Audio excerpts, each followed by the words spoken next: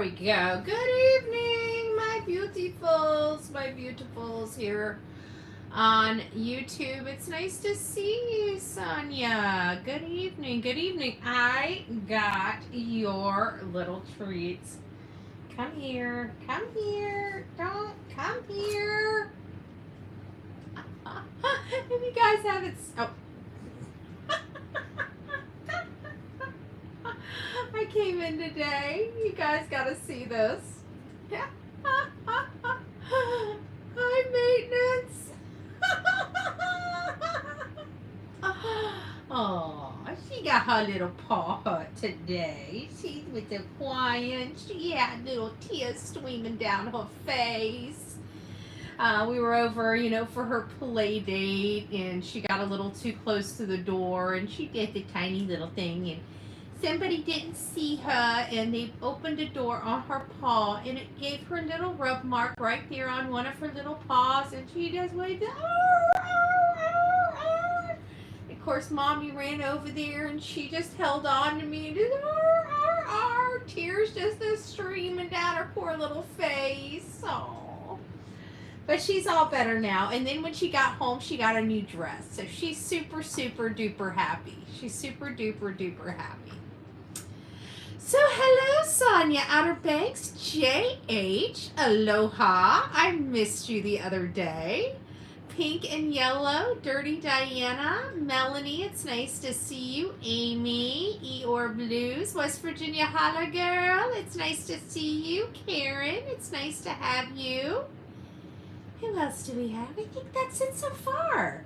So we're not going to take too much of your time. This is going to be a fairly quick, because it's late, and if anybody knows anything, I get really tired when it starts getting this late, and I start getting delusional, and then I start talking in circles, and there's just no point. There's just no point, okay?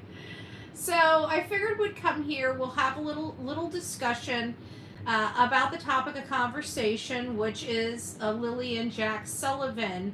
We're learning more, and I know that there are timeliners in our community chat, in the true crime community, and timeline and timing matters. No matter how we look at any case, every second matters, every single second.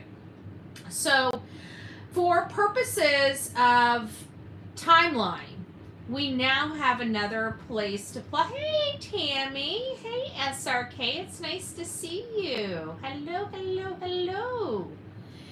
So again, I'm going to read. It's going to probably be about 12 minutes long, something like that. We'll have some discussions on it, but I'm going to hone in before I read the entire thing, because usually I drag this stuff out, but for tonight, it being Saturday night, I'm being completely exhausted.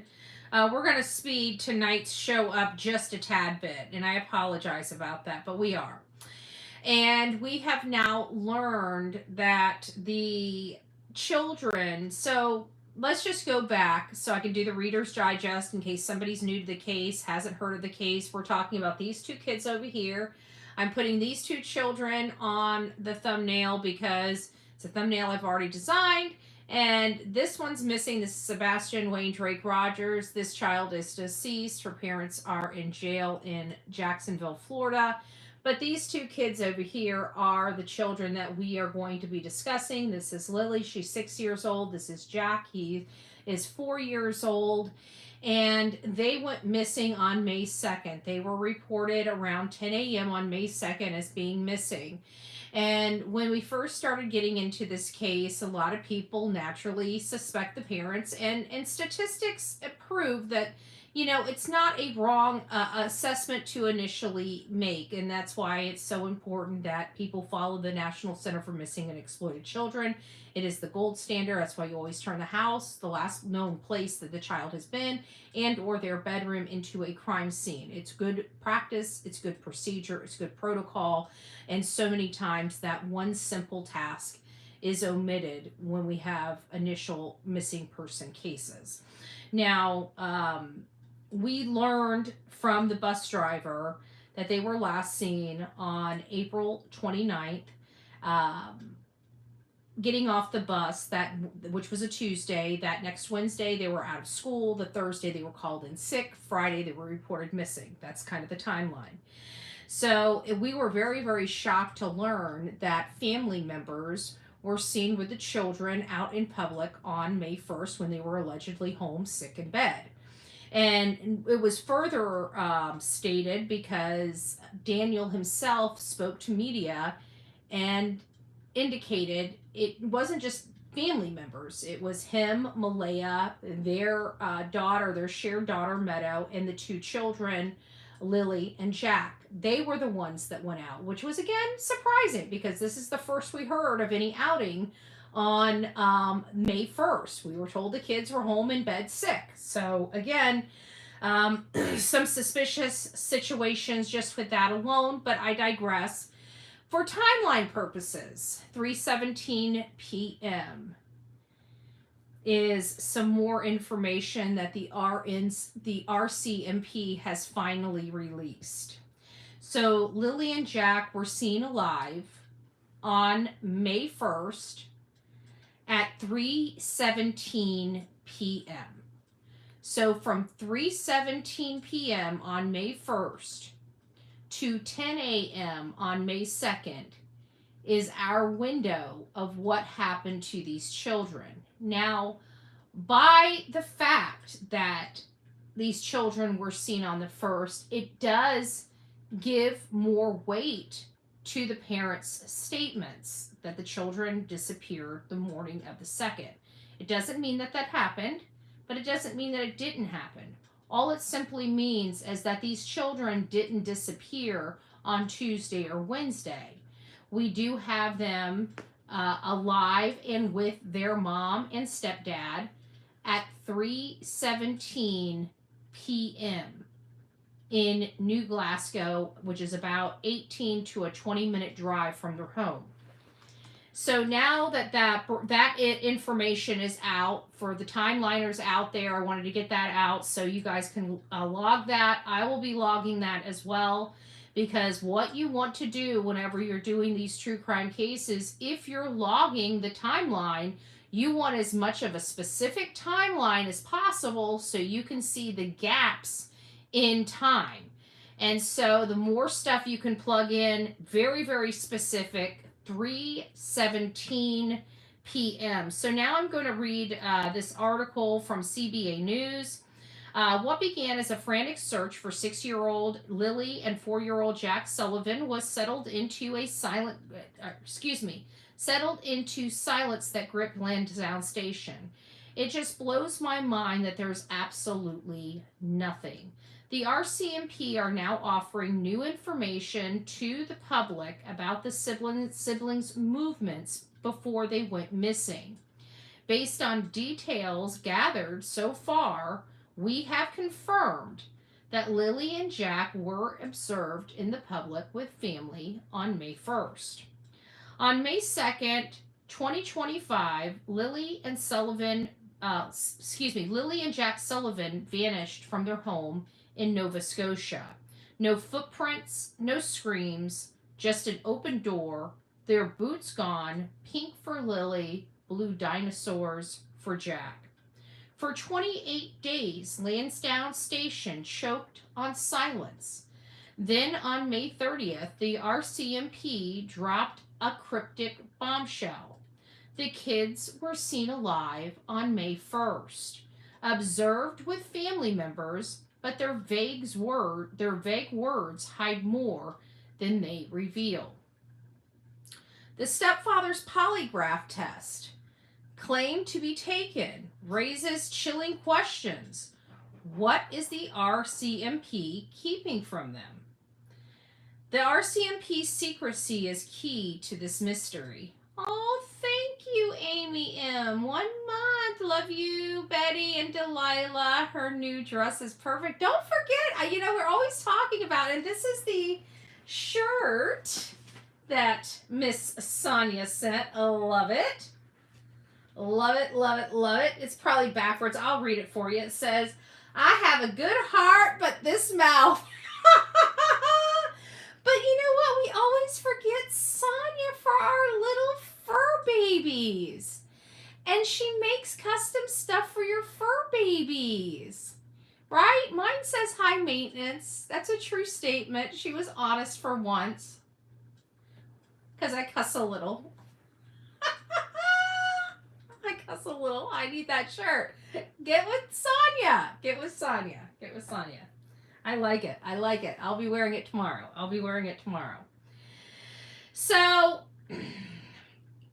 the RCMP secrecy is key to this mystery. What aren't they telling us? They're not telling us a lot, okay? Because we have to gather at this point, this is a criminal investigation. We know the proper procedures and protocols for criminal investigations, which means law enforcement, this is the time when they start keeping a lot of stuff close to the vest, and they don't really give a whole lot of information. The fact that the RCMP is still providing us little, bite-sized pieces to make sure that misinformation isn't becoming disinformation or anything like that, I think that it's a good strategy. I don't, of course we want to know all the information. Me, naturally, of course, I'd love all the details of the case, right? I'd love to throw caution to the wind and integrity of the case out the door, right? Of course I would. But at the end of the day, we know that these are real people. We know that these are real victims. We know these are real children. And we truly do want their cases solved. So we really don't want, of course we want it, but we don't want stuff that goes to the integrity of the investigation. We will air it if it becomes public. However, we want, at the end of the day, we want the children brought home safely or something to, find them justice or put them to rest, right? So those are the options, because sometimes there is nobody to blame. There is no justice to be had. It's a tragic accident. And I'm kind of in limbo on this case. I absolutely do not believe that the story that's been laid before us. But there's just this little voice in the back of my head that always keeps reminding me that facts are stranger than fiction. And we don't know what's going on in this case. This is not as clear of a case as some of our other cases are. This is definitely more complex because we've got several layers here. And again, I'm just being honest. I'm on the fence when it comes to Daniel.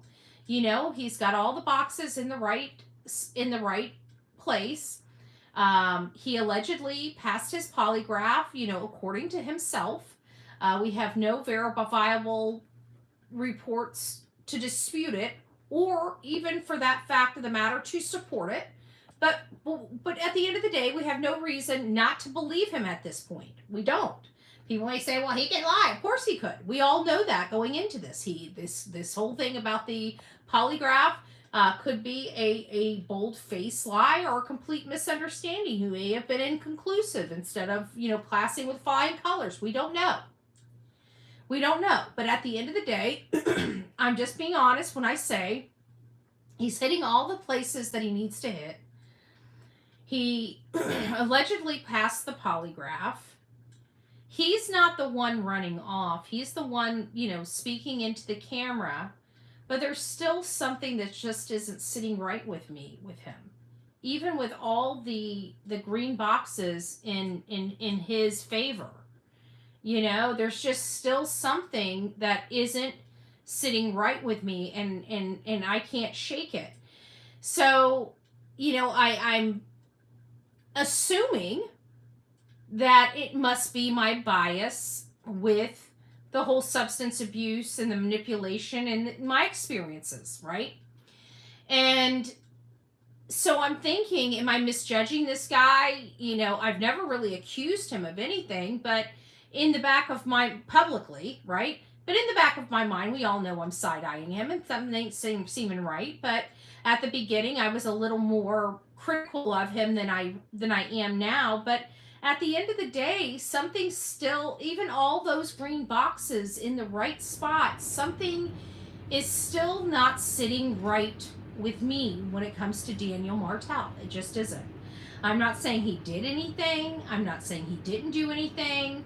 I'm glad he's out there. I'm glad he's advocating for the children. I'm glad he's keeping their names out there in the public. I'm glad he's not running off, media. I'm glad that every opportunity he takes to be in front of media, he is. I'm very appreciative for his efforts. And while he may have nothing to do with their disappearance, there's still something not sitting right with me. Now, when we go over to their mother, it's a whole different ballgame with her. I don't know what to even think of her. We've seen her literally in the media one time, and she ran off. And just that behavior alone almost prevents me from even looking at this case in any other light than squarely at the parents, just for that single act alone.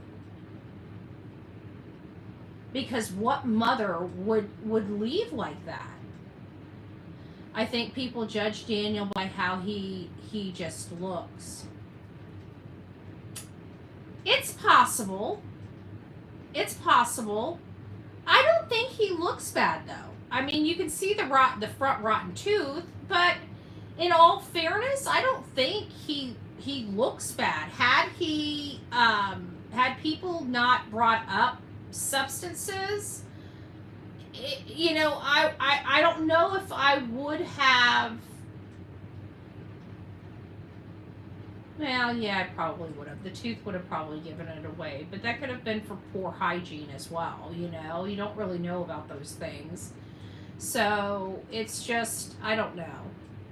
I don't know if it's necessarily. I mean, he seems like a thin guy. I don't know how tall he is, but he seems like a pretty, thin, not a frail guy by any stretch of the. He seems pretty cut, but he seems tiny, small, smaller. He doesn't seem like a. You can clearly see he's not a big guy, but he's fit. He's, appears to be slender and athletic.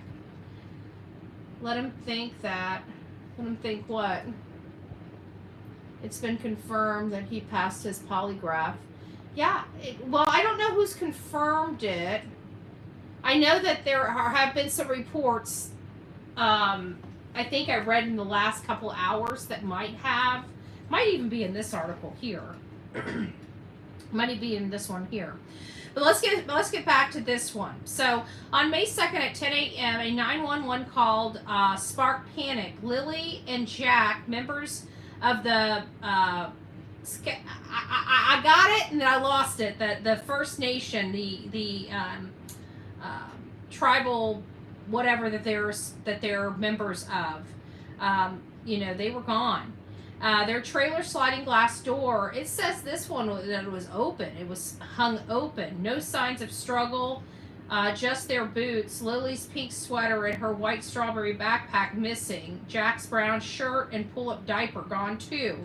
The RCMP launched a massive search. 160 volunteers, canine units, drones, helicopters, scoured 5.5 kilometers of Fiona-ravaged woods, trees crisscross, ticks clinging.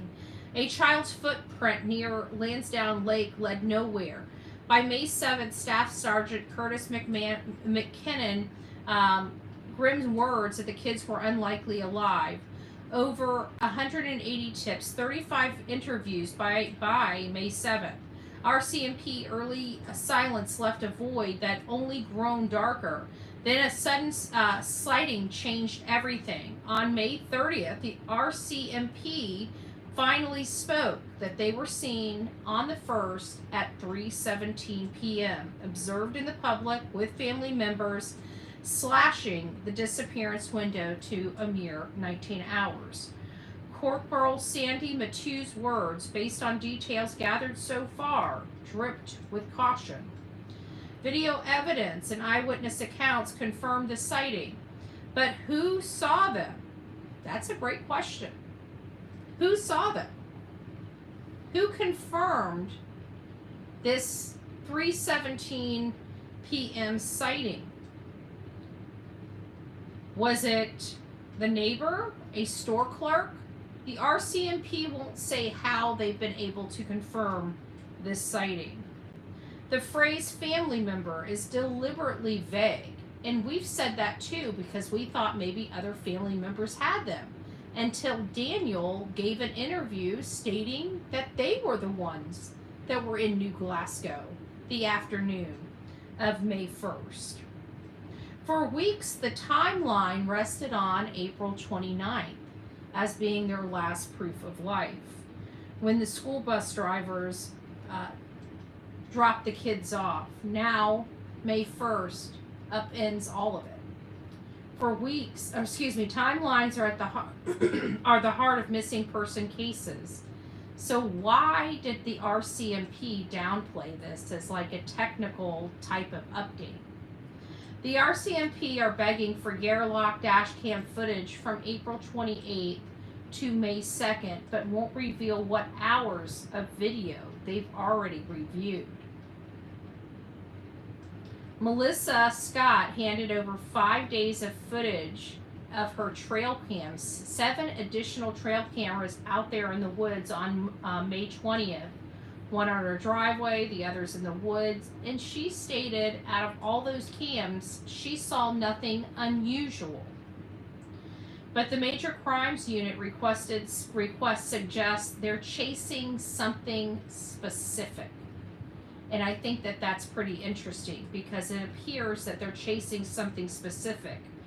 Are they sitting on unseen footage of the kids? Have they been able to review the footage that's already out there? And I'm not sure. The RMC's vague language shields them from scrutiny, hinting they're holding back critical evidence. The community's not buying it.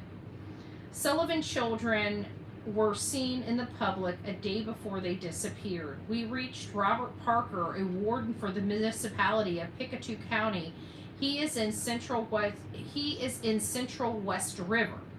Warden, and they were asking him, we want to talk specifically about the case. We won't talk specifically about the case because they know that they're not privy, and he's not privy to that information. But they want to know what he think the sense will be of the community when people hear the slightest bit of new information from the RCMP. How is it going to be received? And so the warden states that he thinks any bit of new information is wanted and needed. One thing that's short in this sad affair is good information. When good information isn't available, false information or whatever people decide on their own gets spread around. So any bit of information is good, but it doesn't tell us a lot, and it doesn't. It tells us Lilly and Jack were there the day before they disappeared, which is what was assumed all along and what was told by the parents. It sort of lends some credence to that and takes away some stories like they haven't been around for a week. But there's still a long way to go. I think the RCMP are struggling to find a bit of leads that they can. They know the public is hungry for answers, so they're letting out what they can. I don't know if it's the information, if the information was available before and they just hadn't let it out, or if it wasn't available and whatever made it available, it's available now. Not sure the facts. Pictou County Warden Robert Parker's voice torn down the edge. And the May sighting is symbolic value. The May 1st sighting is symbolically valuable, he told CBC, but it doesn't tell us a lot. Was the information sitting in RCMP file, or were they just now catching up? After 28 days of silence, Lansdowne Station's trust is fraying. So what I'm finding out is, even though we're not there in Lansdowne Station or Pictou County, it sounds like the community is kind of in this upheaval. Like, they're not... Everything I'm reading about the community at large, it seems like the community at large is highly, highly uneasy about this whole entire case and the circumstances surrounding it. And it sounds like the community there is pushing and is asking questions, and that is what we want.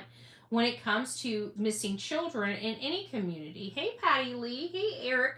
It's nice to see you, Shirley. Nice to see you. So the stunning claim, the RCMP ruled out an abduction on May 3rd, which was only day 2. Why dismiss it so fast if not the woods, not an abduction? Where are they looking? Rumors ignite. Nighttime SUVs, freshly cleaned ATVs near the trailer. Interesting. People are coming up with their own opinions and own options. The RCMP's refusal to address speculation only fuels distrust. A retired cop sees through the fog. They gave you a clue when they said no abduction. That's a big statement to make so early on in the game. Thank you, Lisa K. Thank you for the flower. I love those little things. They're so cute. Family members have speculated the children were not taken, but police have remained adamant they do not believe the siblings were abducted. Nova Scotia updated policing standards define abduction as a person under the age of 18 or vulnerable person taken without legal guardian permission. So it goes on to say how many search volunteers were there. But listen to this. They say searches on May 7th. This is the one thing I'm noticing, is that this Amy Hansen has been focused heavily on the trailer. But you know what I found really, really odd, and this is going to shock you. In this particular report, and this is where I'm starting to have problems, a pink boot was found under the couch. And we know that we were told for a really long time that she left in her pink boots. So why is there a pink boot? And it says boot, as in singular, not plural. Why is a pink boot under the couch?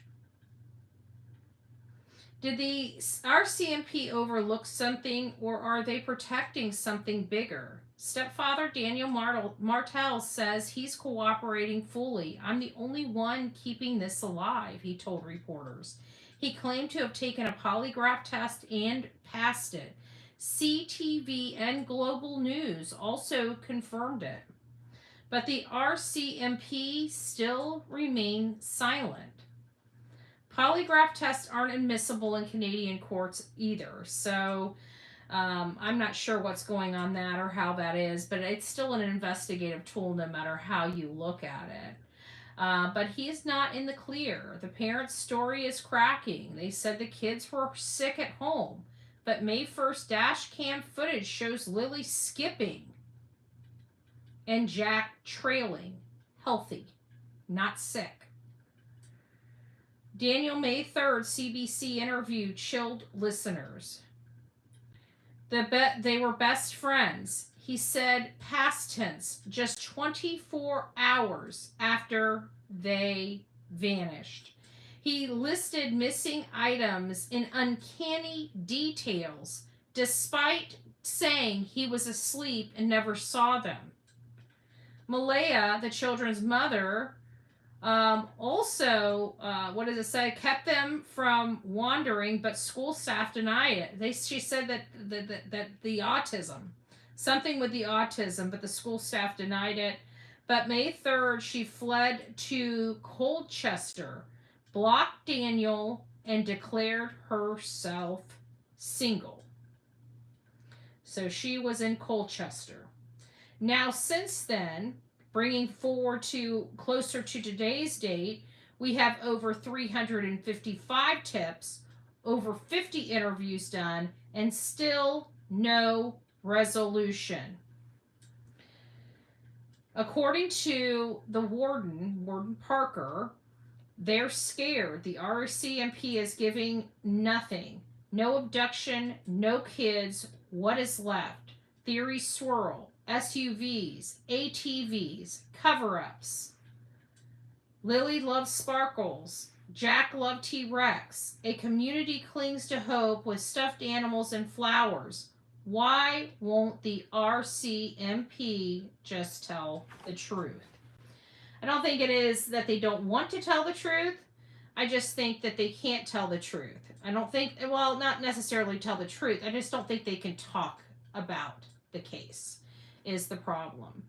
You know, I mean, they can give us a little bit of details, but I'd have to think there's something going on here. This is either like a really bad accident, or they're overlooking. See, I get ABGBs with all that land because, you know, I mean, for example, Dylan Rounds. Dylan Rounds is a great example because he was out in desolate land, poof, gone. He still hasn't been found. The person that is responsible for his death has been is in jail. I think he actually was convicted. He may be going to court. I kind of lost track of that case. But it gives me the EBGBs because there are people that live off the beaten path. Is there somebody out there in them woods that nobody knows really exists? Is there a phantom? Did he strike? You know, are we missing a critical clue? Is this an abduction? You know, it's same type of scenario, right? I don't believe the house party anymore, and it's because we worked very, very, very, very, very exhaustively hard trying to corroborate the information to no avail. And so it had to be removed, and now we're learning that it most likely we're accurate on that there was no house party. And you know, that's the reason why we put so much stuff out. You know, we question stuff, we put that out, we see what comes back. When the stuff that we're accustomed to getting stuff back on is not producing results, the chances of it being bunk information go up significantly. And that's the situation we're here. Even if it was a neighbor, clearly there was no house party. If there, I heard rumors that it's because he thought he saw extra cars in the driveway. There's nothing supporting that either. So it was either somebody trolling or somebody providing disinformation, intentional disinformation. I don't know which, but I guess only time will tell. And of course, if we find out there is a house party, it's not that difficult to put it back into play. But right now, there's nothing supporting it. It's out. We even have Daniel saying nothing like that happened. No supporting information that happened. So we really have to start slowing down and really looking at this case methodically, because I feel like we're missing something. I'm not feeling comfortable with Daniel just yet. I'm really not. I'm just not. I know he's hitting all the boxes in the right spot. You know, he's got the check marks in the right spot, but there's still just something that isn't sitting right with me, and I can't figure out what it is. I'm not there yet. I'm just not. I want to be there because he's in the public. He's passed the polygraph. You know, I want to be there. There's just something that is not sitting right with me. And until it's resolved and it starts sitting right with me, I am not ready to take him off the hook yet. Malehya, I have a problem with. Her whole entire demeanor, her whole entire behavior, the fact that she's not going to the media, the fact she's not screaming for her kids, the fact that she took off and never has come back, that does not sit very well in the pit of my stomach. So between these two, Daniel, yes, he's taking the lead, but still not right in my book. Something's still not right. So anyways, we're going to be exploring this a little bit more, hopefully tomorrow, but it might be Monday. Tomorrow's our church day, and we're going to be opening the phones up to talk about a number of the cases. These kids behind me are going to be up for topic. So if you want to talk about Missy, Sebastian, Jack, or Lily, we're going to be talking about all these cases. If you have any information a year ago, then who am I thinking about? Thank you, Flying Doves. But he was lost for a really, really, really, really long time. And it's because of some guy coming basically out of nowhere and taking him out, you know, and the point wasn't how he, you know, if he was found or whatever. The point is that the EBGBs of the desolate area of not knowing who's lying in wait. is really the point I was trying to make with that statement. So, but thank you for clarifying. I do appreciate that because I forget. I forget. And it wasn't a case I studied very closely. The neighbor's statement to reporters is sketchy as well. Pointing fingers, wasn't it him that came out with the house party? I know it was a neighbor. I don't know where I heard it. I thought I heard it on like Reddit or Facebook, but it could have been taken from an article. I know it was somebody that was alleging to be a neighbor.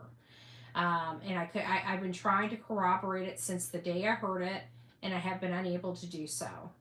So I had to remove it. I've given it well over a week. Something should have produced at this point.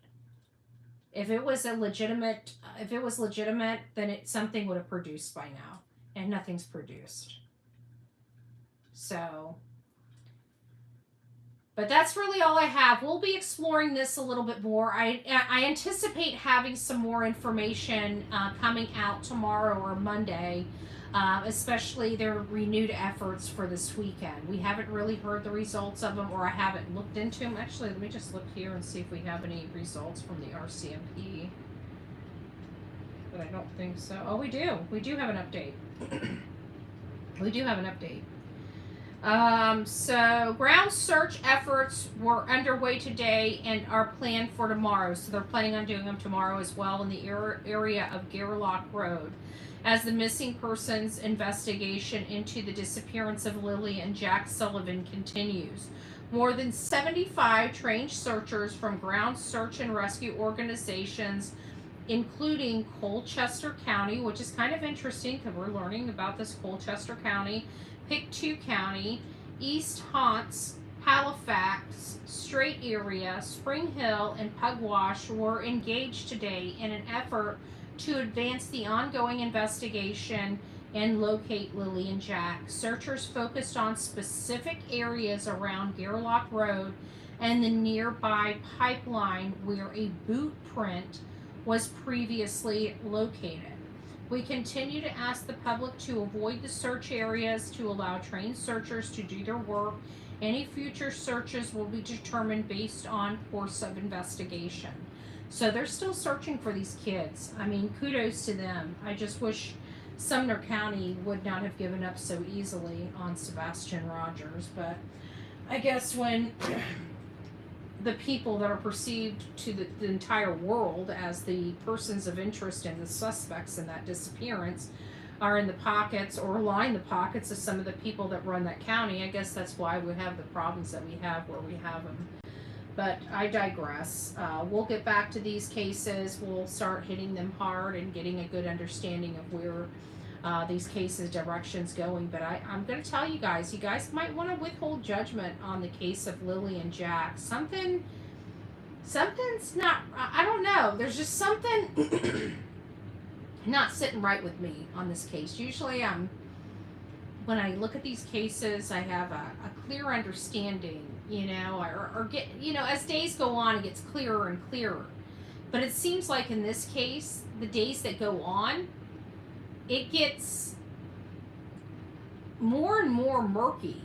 Does anybody else feel that way? It's like every single day we get some more information that just makes things even more difficult to explain, RCMP are the best of the best. Be patient.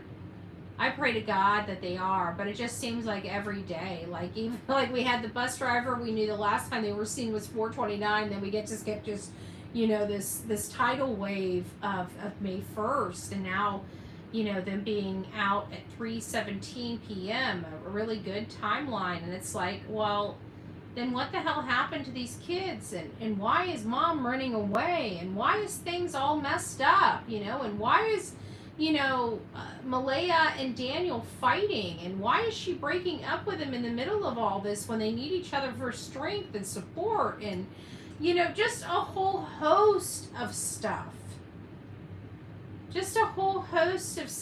And then boom, she's like it's screaming foul play.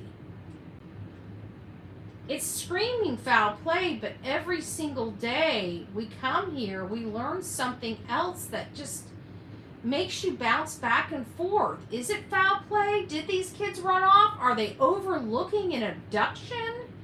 You know, and those things keep running through my mind over and over again. That's why I'm saying we've got to be cautious about this case. We've got to be cautious because something's not sitting right with me, and I don't know what it is. I can't explain it. We all know that this case doesn't make sense. When we're hearing the story, it doesn't logically make sense to us. And when you're hearing all of this stuff and seeing Daniel's behavior, we're scratching our head. When we're hearing he's passing polygraph tests, we're scratching our head. We're more confused now about why in the hell Malehya, took off. What about the mom's family? Exactly. Well, it sounds like she took off with him and is staying in that one county. But how odd is that? I think the family came out there and saw how she's living and said, I can't believe you've allowed yourself to live like this. I mean, I got to think that if I had my children and me out in the middle of nowhere with a mother-in-law living in a dilapidated frickin' RV that has the roof caving in with a bunch of animals like a crazy cat lady, and my grandchildren were in an arm stretch, I'd have to think that my mama would be looking at me too like, wow.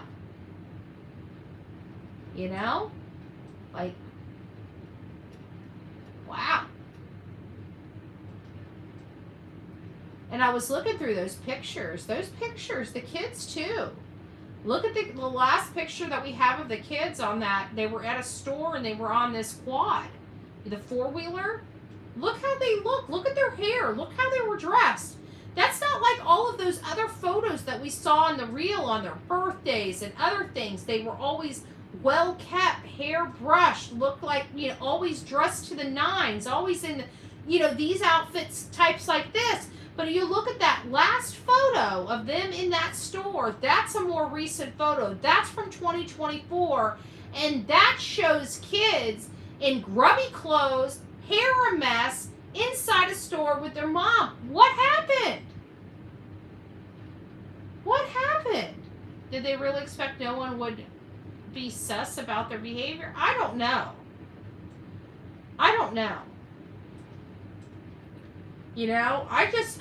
I really wish Malehya would speak. And just explain, if she can reasonably explain why she left and didn't and has never come back, because look, Canadian laws are different than our laws. We have freedoms here in America. I'm not sure. I mean, yes, Canadians are free to move freely, but I don't know if they have the same type of constitution we have. If law enforcement tells them not to leave, do they need a court order or can they be arrested? I mean, I don't know the law. Maybe they're forcing her to stay away. I mean, I don't know. I don't know how it works. And that's what's causing so much confusion, but I just really wish that she could explain it and maybe it makes sense, and maybe based upon the explanation, it might make so much sense that it's like, okay, now we get it, it's not as much, it's a nothing burger, and I'm really hoping that it is kind of like a nothing burger, because nobody wants to think this of a parent, right? Especially looking at those children. I mean, they look like they were very happy at one point, well taken care of, by the way, and then now in the desolate park, barely working in a trailer, dirt rocking it, life a mess, house a mess, kids a mess. What the hell happened? Maybe she left because the parents were like, you're not staying here. Haven't you lost enough? I don't know. I could see parents doing that, though. I could see parents doing that. Parents, they don't give a crap. They tell you kind of whether you want to hear it or not. Why they're called parents, right? Can't wait to see everyone. Oh, yeah, 9:15 tomorrow morning. Countryside, we'll be there. She is not going to speak. She spoke once, and that was to tell what happened that they got out the sliding glass door. That's true. That's true. But I just, I mean, if there's a reasonable explanation, I would just think that she would like the relief of, people like me. I mean, I'm looking at her, I'm kind of disgusted with her. Like, how the hell do you leave your 2 babies behind? I just don't get it. I just don't get it. All right, guys, I promised you guys I wouldn't be here very long, and it's already been 45 minutes. So you guys have a great night. We'll see you guys at church tomorrow for those that would like to come to church. And then after church, sometime in the afternoon, we will be having a phone conversation. We're going to have a call-in show tomorrow afternoon after church. Be there, be square, and hope to see you guys soon. Knock it out with your coffee beans out. Have a great night.